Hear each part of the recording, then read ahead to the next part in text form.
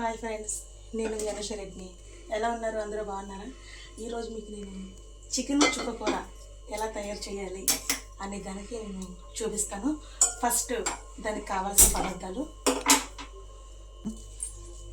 Onions, టమాటోలు, చుక్కకూర, ఇది లాస్ట్ కొత్తిమీర, పచ్చిమిరపకాయలు, అల్లం వెల్లుల్లి పేస్ట్, చికెన్లో వేయడానికి మసాలా సామానులు. ఫస్ట్ ఆయిల్ వేసుకుందాం. కడాయి ఇంకా వేడెక్కలేదు, ఆయిల్ వేసుకుందాం. ఆయిల్ వేడెక్కాక మనం చూపించిన మసాలా సామాన్లు ముందు ఆయిల్లో వేస్తాం. మనం చూపించిన ముందుగా పెట్టుకున్న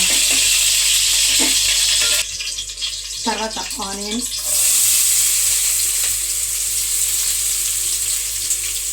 నేను ఎక్కువగా తీసుకున్నాను ఉల్లిపాయలు. మీకు కావాలి అనుకుంటే మీరు ఇంకా తగ్గించుకోవచ్చు. అల్లం వెల్లిపాయ పేస్ట్ కూడా వేస్తున్నాను చూడండి ఫ్రెండ్స్. పచ్చిమిరపకాయలు 3 బాగా ఫ్రై అయ్యాక అప్పుడు టమాటాలు వేసుకుందాం.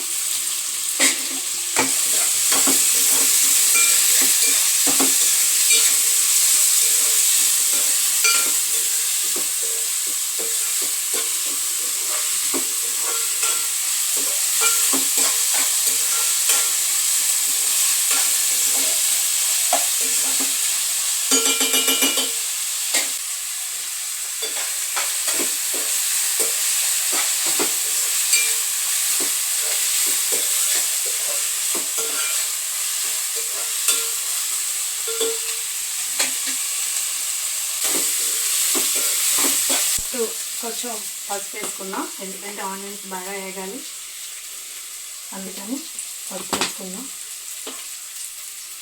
నెక్స్ట్ కొంచెం ఉప్పు కూడా వేసుకుంటే ఉల్లిపాయలు తొందరగా వేగడం జరుగుద్ది. భలే రంగు వచ్చిందా పసుపు వేయగానే, చూద్దాం.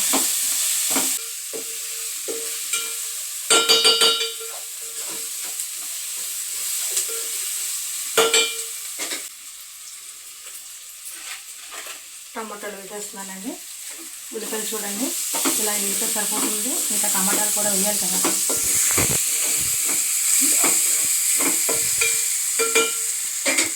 టమాటాలు కూడా ఇలా రెడీ చేసి ఉంచుకున్నాం కదా ముందుకుంటా, అవి వేసేసి కలిపేసిన తర్వాత ఉల్లిపాయ కొంచెం టమాటాలు గట్ట కొంచెం వేసాలి. ఆయిల్లో ఉంటే మారిపోతే సిమ్లో పెట్టుకుందాం. దానికి కొంచెం మూత కూడా పెట్టుకుంటే తొందరగా మగ్గిపోద్ది అనమాట. టమాటాలు మగ్గిన ఏదో చూద్దాం, కొంచెం మగ్గాలి. ఓకే, మనం కడిగి పెట్టుకున్నాం కదా చికెన్, దీనికి కావాల్సింది ఇది కూడా వేసి ఒకసారి ఫ్రై చేసుకుందాం.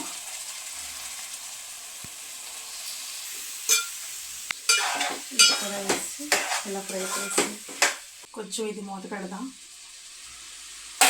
ఒక 2 నిమిషాలు.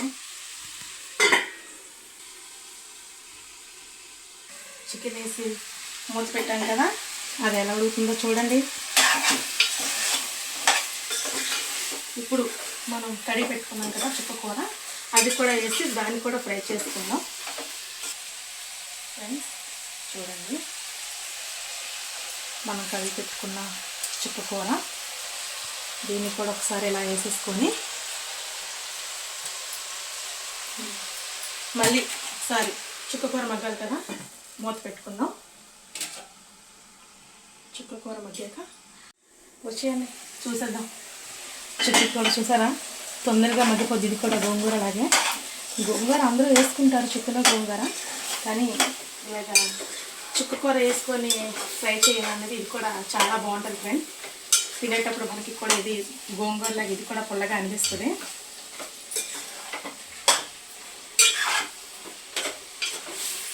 ఫస్ట్లో నేను ఉప్పుని పసుపు వేసుకున్నాను కదా, ఇప్పుడు కారం ఒకటి వేసుకుంటే సరిపోతుంది ఫ్రెండ్స్. మనం పచ్చిమిరపకాయలు కూడా కొంచెం నేను ఎక్కువ వేసుకున్నాను, కారం కొంచెం తగ్గించేసుకుంటాను నేను.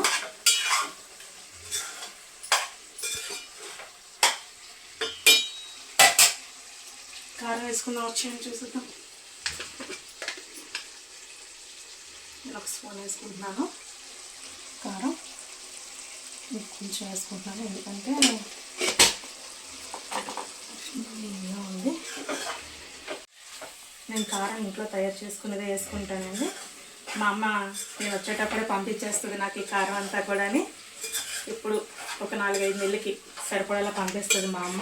నేను బయట నుంచి తీసుకొచ్చే కారం కానీ ఇక ఏ వస్తువులు కానీ ఎక్కువ యూజ్ చేయను, అన్నీ ఇంట్లోనే తయారు చేసుకుంటాను.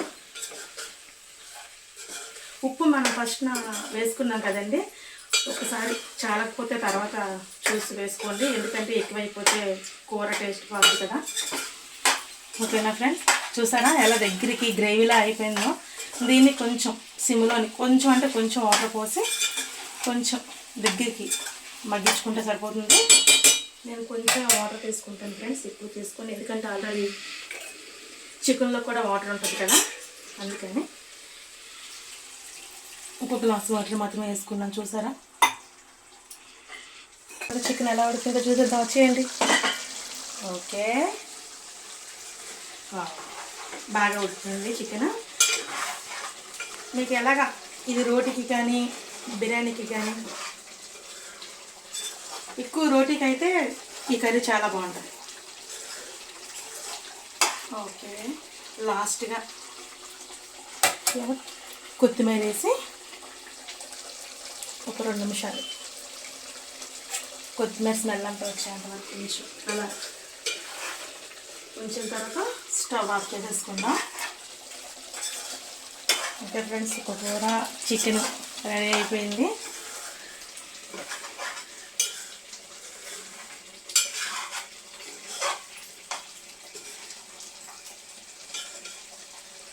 ఇది రోటీకి అయితే చాలా బాగుంటుంది కర్రీ, రోటీకి అయితే చాలా టేస్టీగా ఉంటుంది. రోటీకి, మామూలు ప్లెయిన్ రైస్కి, బగారా రైస్కి కూడా ఈ కర్రీ చాలా బాగుంటుంది. ఓకే అండి, కర్రీ అయితే తయారైపోయింది. మీకు కనుక నచ్చినట్టయితే మీరు కూడా మీ ఇంట్లో ప్రిపేర్ చేసుకోండి. ఓకే ఫ్రెండ్స్, మీకు కనుక ఈ వీడియో నచ్చితే లైక్ చేయండి, ఫాలో చేయండి, షేర్ చేయండి, సబ్స్క్రైబ్ చేయండి. Okay friends, bye. స్టవ్ ఆపేద్దాం, కర్రీ అయితే రెడీ. ఒకసారి వచ్చే దగ్గరికి ఎలా అయిందో చూద్దాం కర్రీ. లాస్ట్కి ఇంకొంచెం గార్విష్కి కొంచెం కొత్తిమీర వేసుకుందాం. ఓకే, ఫైనల్గా రెడీ అయిపోయింది.